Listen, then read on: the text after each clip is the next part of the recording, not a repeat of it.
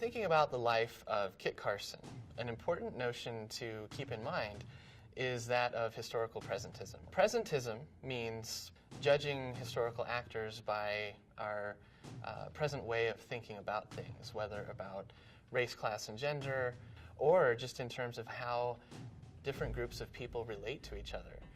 We have different standards than we did in the past.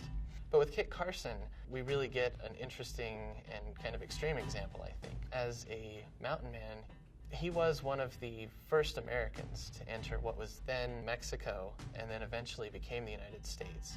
And so the involvement of people like Carson, who became not just a hunter, a fur trapper, but also a guide, people in the United States got a much better sense of the kinds of terrains that were out west as they attempted to expand.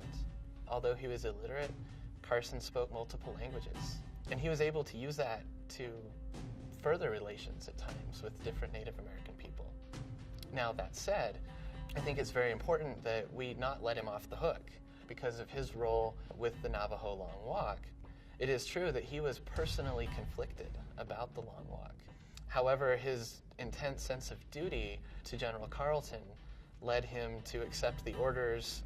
Carson went ahead with a scorched earth campaign against the Navajo people, destroying their livelihood, causing intense suffering, death, and misery as they were brought to the Bosque Redondo. He is remembered today in ways ranging from being a genocidal, Hitler-esque maniac, which those words have been used in describing Carson and his role in New Mexico history. The Bosque Redondo has been referred to not only as an experiment with reservation policy, but also as a concentration camp.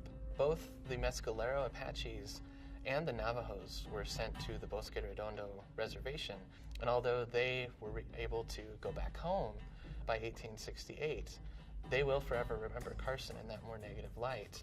And he did make those kinds of decisions that had that detrimental impact. So the lesson to learn, I think, in thinking about how we apply the present to the past and how we should think about historical context is also to realize that, like any of our lives, the lives of historical figures were very complex and they had to negotiate a lot of different relationships and different issues.